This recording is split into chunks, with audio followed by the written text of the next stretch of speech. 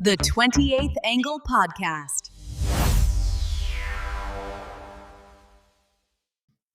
Hey guys. Hey, Welcome back. welcome back. Happy Hump Day. Happy Wednesday. Yep. Thanks for joining us again this week and hanging out. This week's episode, we are going to go over. So each of us have picked out some idioms. And if you don't know what idioms are, they are a group of words established by usage as having a meaning not deductible from those of the individual words. That's the definition. Now, that definition would mean nothing to me because it still made no sense. But some examples are like, it's raining cats and dogs. Quotes like that. It costs an arm and a leg. Things like that. So, yeah, I think you'll understand once. I'm saying as we go through, we'll give them and say what they mean, so you'll get the point at that moment. So yeah, you guys ready to get into it? Yeah, let's do it. Let's go. Wait. I'm just gonna give a heads up. To this week, it's my turn to be sick. So if you see me mute, I will need you guys to take over because I probably am gonna have a coughing fit or something. Okay. I have strep, and so I've been taking medicine. I should be okay, but just as a heads up for this week. So, all right, now let's get into it. Let's go.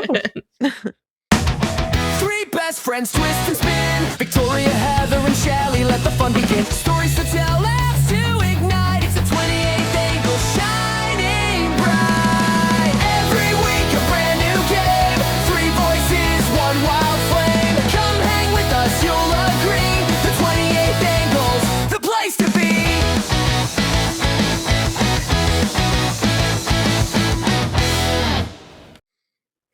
All right, I think Shelley is going to start us off. Yeah. Okay. So I have picked ones that I'm sure you've heard. There might be one that you haven't. Okay. So the first one I'm doing is making a mountain out of a molehill. So that means like overreacting to something, right? I'm sure you guys heard it somewhere. Oh yeah. Yeah. When someone treats a minor issue if it were a major crisis. So this actually came to be into use in the 16th Shelley century. picked that because that's what she does for everything. Wow. I'm kidding. Okay, no, there probably are some things that I do. So, 16th century in, I don't even know, Greek, I think. Yeah, so it was in the 16th century it came out. I don't know. Anyways, when the phrase appeared in 1548, the word mole itself was relatively new. So the word mole wasn't even invented until then. It's weird. It's weird. Before that, the animal was known by its Old English name, want. And a molehill was called wanted tump or something. So then it's weird. Then they shortened it down to mole for some reason or whatever. It's probably a good idea. Yeah. Right. Okay, so the next one I picked was... It was somebody that couldn't say that. That's what happened. Yeah. I don't know if any of you guys heard this, but if you watched the movie Elf, then you heard it. If ifs and buts were candy and nuts, we'd all have a Merry Christmas. Have you guys ever heard that? Yeah. That's from Elf, right? I don't think I have until you said it the other day. So It means this phrase used to dismiss excuses, regrets, and unrealistic hypothetical situations.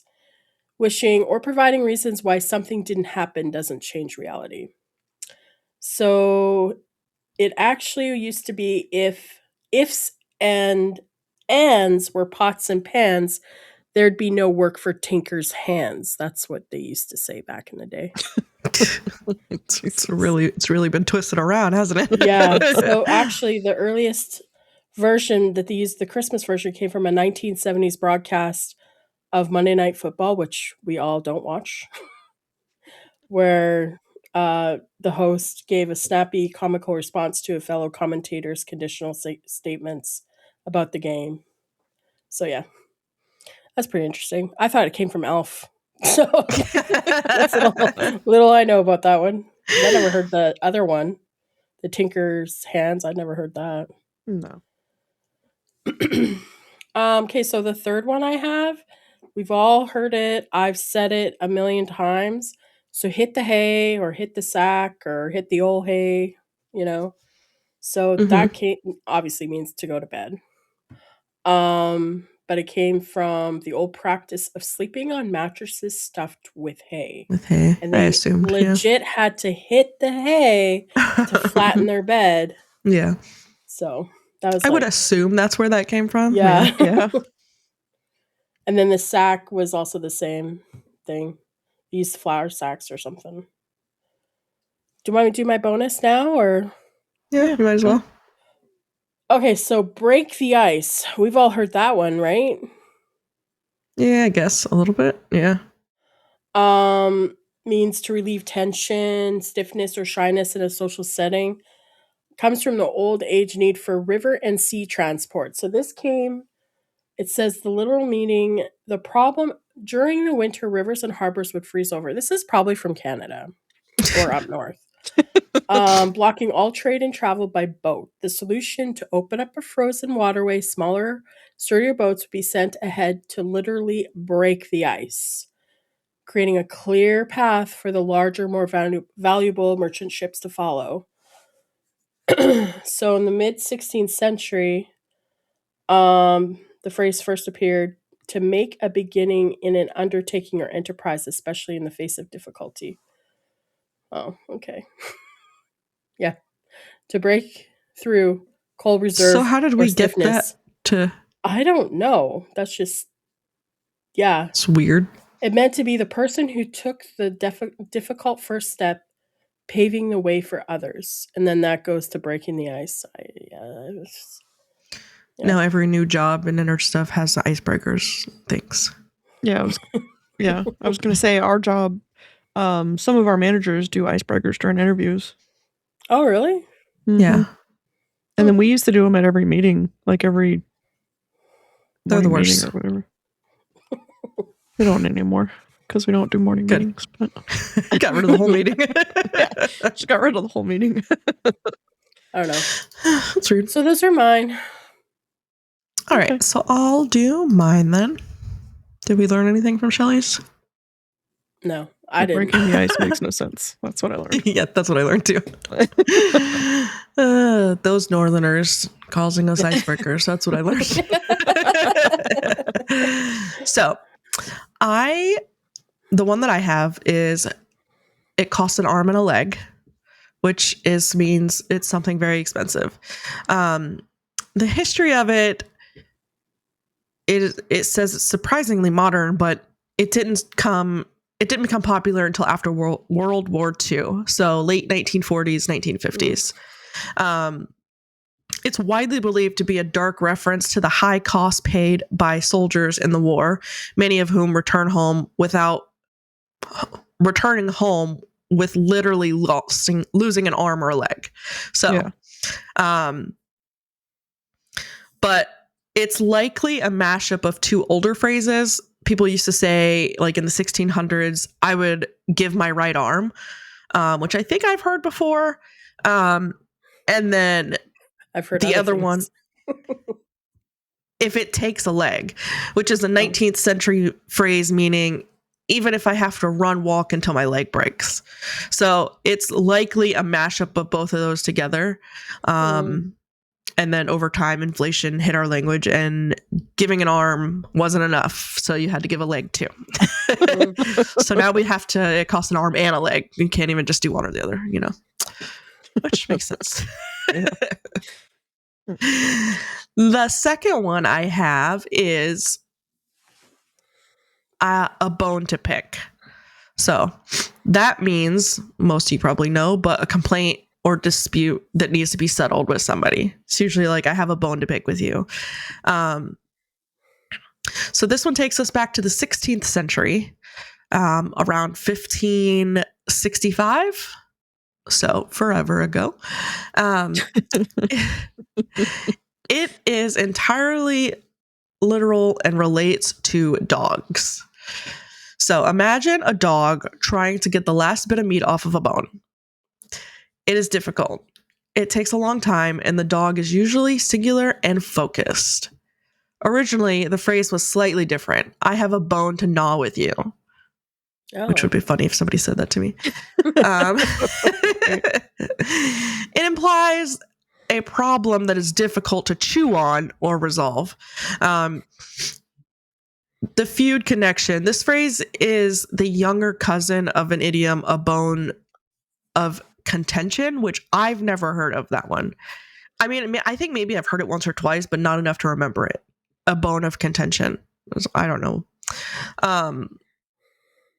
So a bone to pick usually implies a discussion between two people, like two dogs snapping at the same bone. And then just as a heads up, if you use that, you're basically saying, if you say I have a bone to pick with you, you are metaphorically calling yourself a dog who won't let go of a chew toy until you get what you want. So, okay. Just note it. All right, then. All right. And then my last one.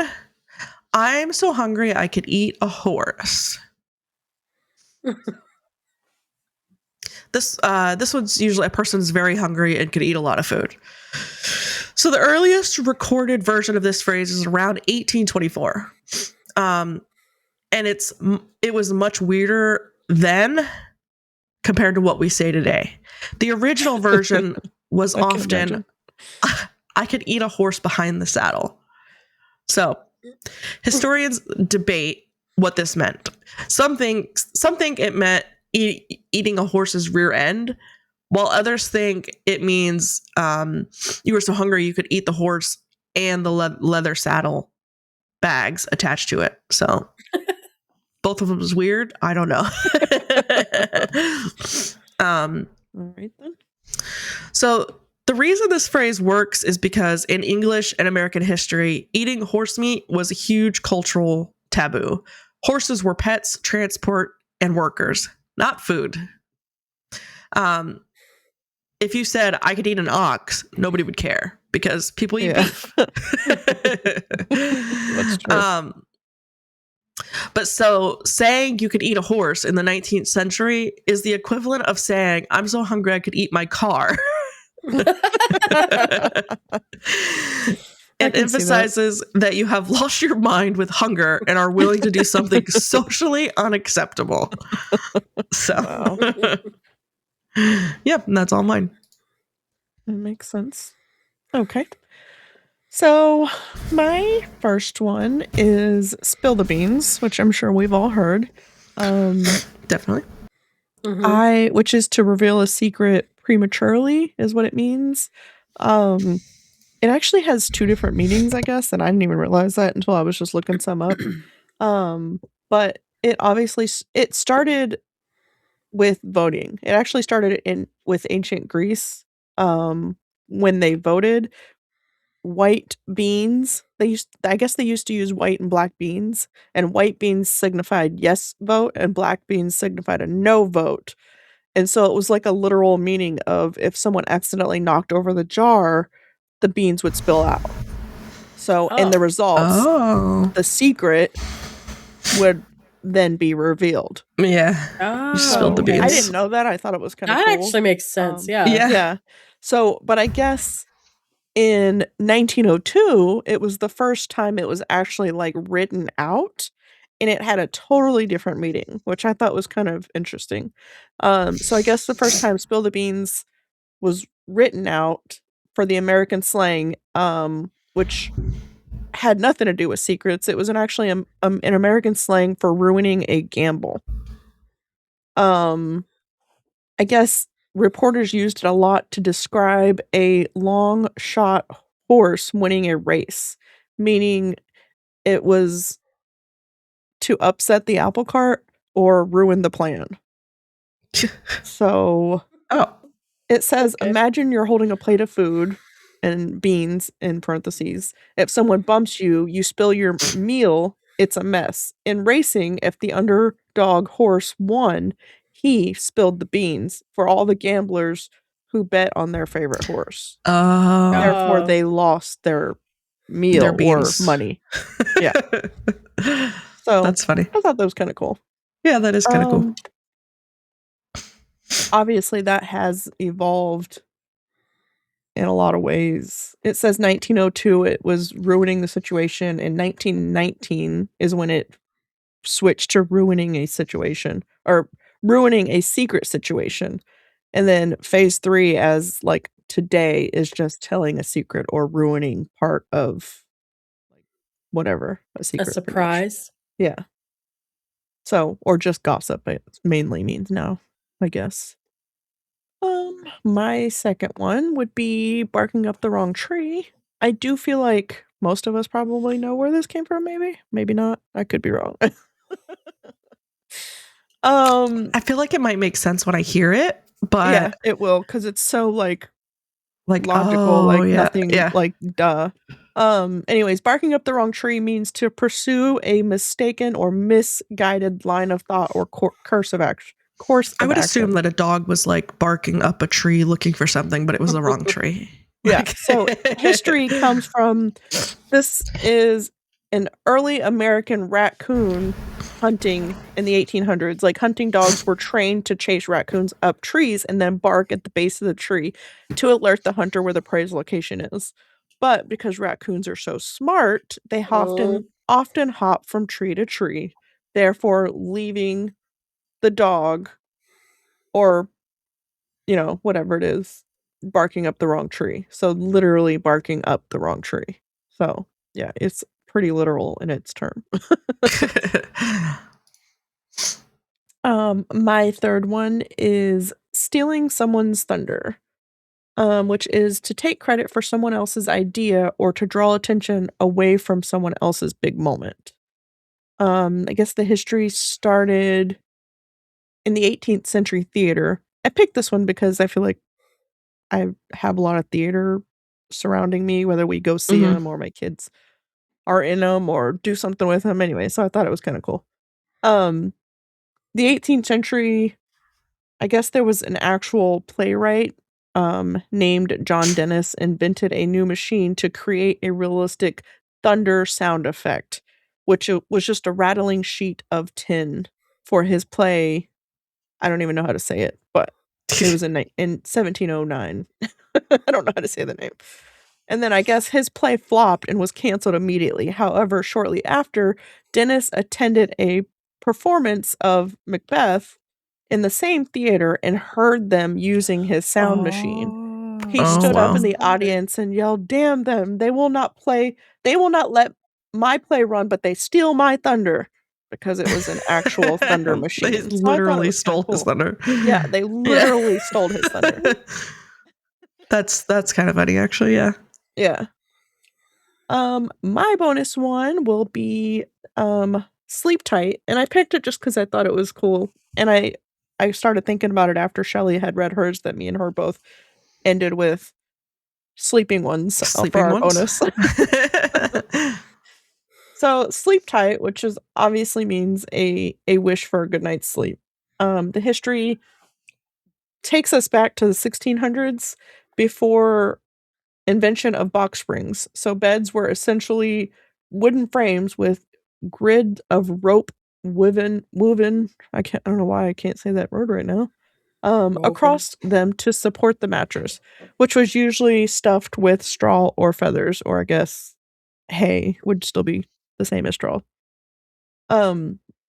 Over time, the rope would stretch and sag, making the bed uncomfortable. To fix this, you had to use a special iron tool or a bed key to physically tighten the ropes to make the bed firm again. So Sleep Tight was a literal instruction for a comfortable night's sleep.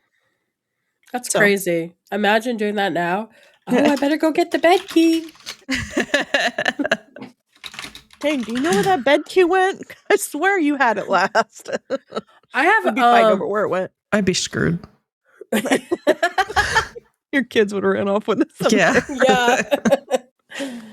I found some a couple here that if you want I can read real quick.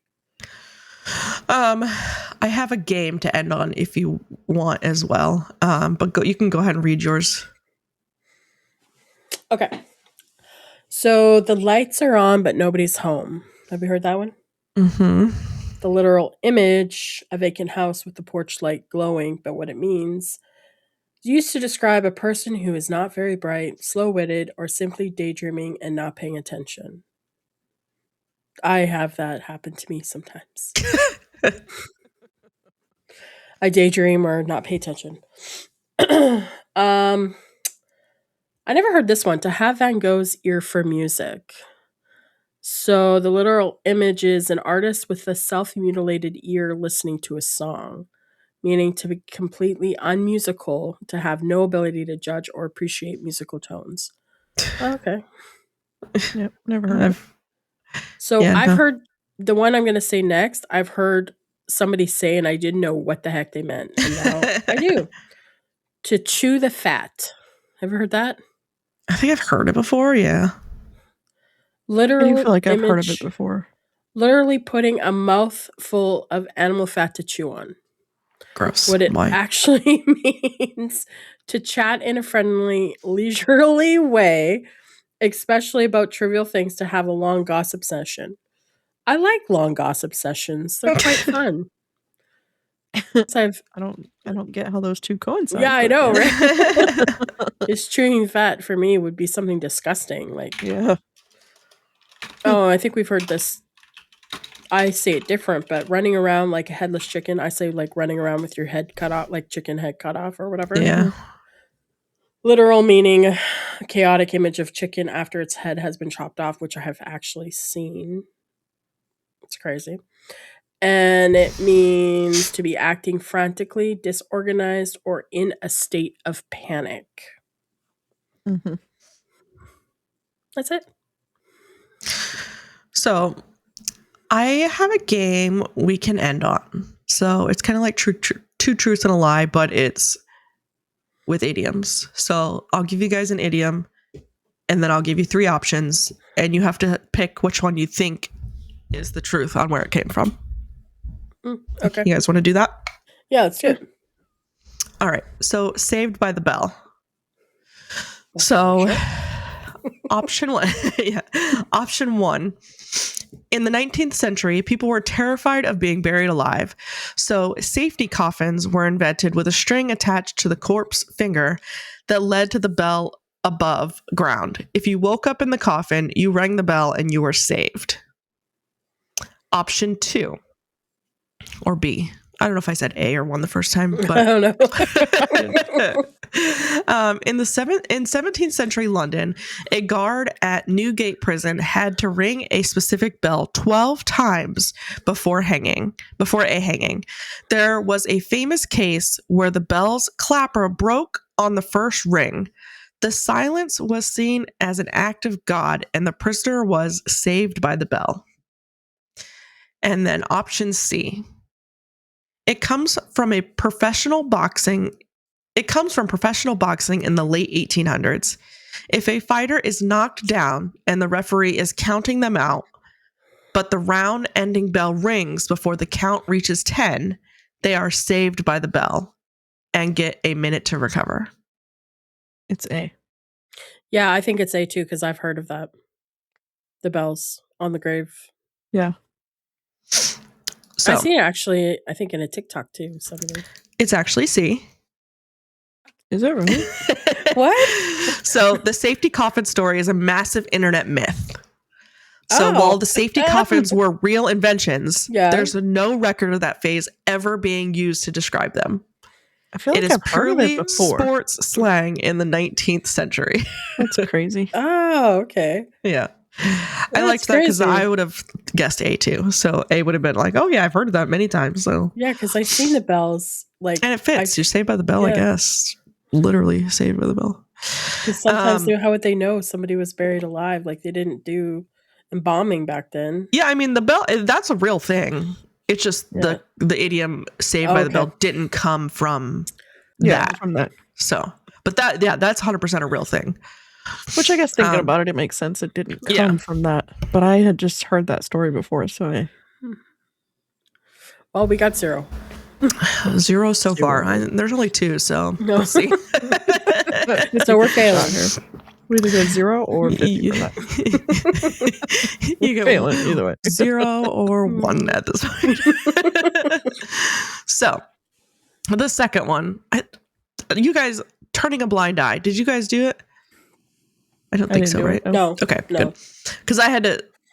The second one was barking up the wrong tree, which you did, so I'm skipping that one. I just wanted to make sure I didn't blank out for a second. So, turning a blind eye. So it means to pretend not to notice something, basically. So option A, pirates often wore eye patches, not because they were missing an eye, but to keep one eye adjusted to the dark for when they went below deck. If a pirate wanted to ignore a captain's orders, he would move the eye patch to his good eye, claiming he couldn't see the officer giving the command. So, Okay. option B. In medieval courts, statues of justice were not yet blindfolded. Corrupt judges would often physically cover one eye with a hand when a wealthy friend was on the stand, signaling they would turn a blind eye to the evidence. That would be weird. Option C.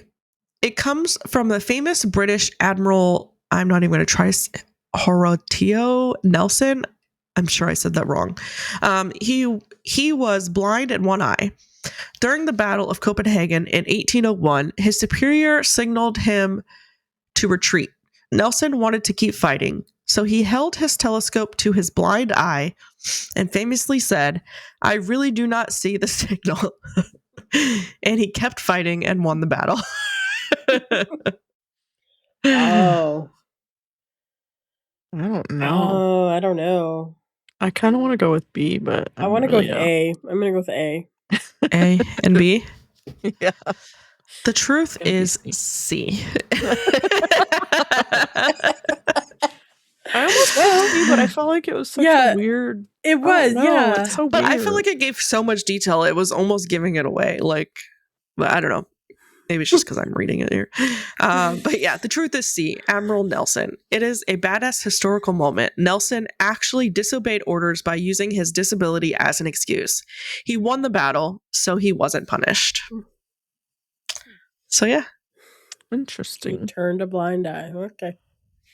And then I asked, I did some research on like the most uncommons just to finish it off. The most uncommon or unknown idioms. And the first one is stealing someone's thunder. So it's funny that you did that one. Oh, And that it was such a good story. Yeah. Which is funny because I've heard that one a lot. So Yeah. that seems a pretty common one. I've heard it when it came to like a wedding or whatever. I don't want to steal her thunder. Yeah. That's when I've always heard it. Yeah. Like you don't get engaged at somebody's wedding. Yeah. Steal their thunder. Yeah. Paint the town red, which I have heard, but I've never used it because I don't know what that means. Comes from a song. Does it come from a song?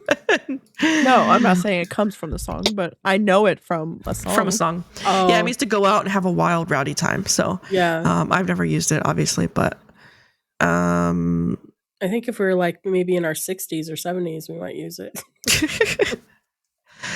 It came from There's a song called Paint the Town 1837. Red or something. Yeah, there is. I know what you're talking about. It's a popular song, like nowadays. Yeah. I can't think. I can hear it in my head, but I don't. Yeah. I have no idea. Never heard it. Yes, you have. I'm sure you have. To give someone the cold shoulder. Yep, I've heard that one. Yep, heard that one a lot. Pleased as punch. I definitely haven't heard that one as much, so I could see that one being a little unknown. I think I've heard it Oh, I've heard of maybe it, yeah. from my old people that I used to take care Pleased Your old as people. punch. Yeah, your old people. How many old Yeah. people you own, Shelley? It means to be Well, extremely proud or delighted. It's funny because that's probably where I've heard it though, from working Yeah, with I think older it's where people. I've heard it too. Yeah. So this one actually is quite dark. It refers to the Punch and Judy puppet shows that has been popular in England since the 1600s. The character Mr. Punch is a horrific villain in the puppet show. He beats his wife, seriously, drops his baby, fights a policeman, and tricks wow, the devil. Jesus. Throughout the show, Dang. after committing these terrible acts, he squawks his catchphrase. That's the way to do it. Wow. What? He is always portrayed as gleeful and proud of his violence. So saying you are pleased as punch actually meant you were smiling about something surprisingly wicked. Just so you know. Wow. If you're pleased as punch, you're happy, but it's not about a good thing. Those residents, they probably were up to something. I was They going to probably say that meant it in sounds the about literal right. term. Yeah. Sounds about right with the older people. It's probably at the doctor's office, and who knows what they were up to. And then the last one, to butter someone up. So I've heard that one a lot, but I don't use it. So I think I've said it a couple of times. So I got to butter them up. I guess all of these lesser known or whatever, this is just the research here. It doesn't mean it's true. I've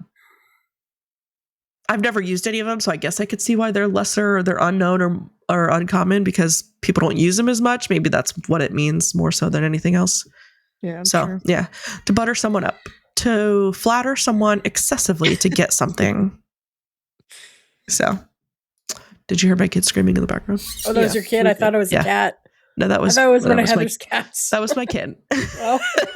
Who knows what he's screaming about? So I'm sorry. But yeah, feeling that better. was the last one. It comes from an ancient Indian custom of throwing balls of clarified butter at the statues of gods to ask for favors or forgiveness. So, oh wow, that's weird.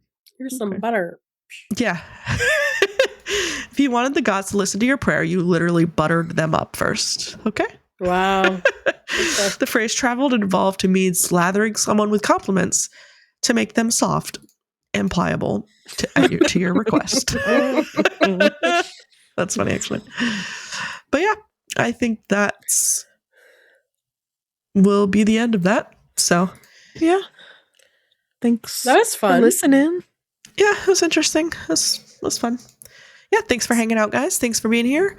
We will be back next week. So, yeah. Remember to follow, subscribe, share, like, comment, all the things. Concerns? All the things. If you have concerns. You know those concerns. Questions, concerns, comments. And what are you concerned about? And Christmas is next week. And then next week is Christmas. Yep.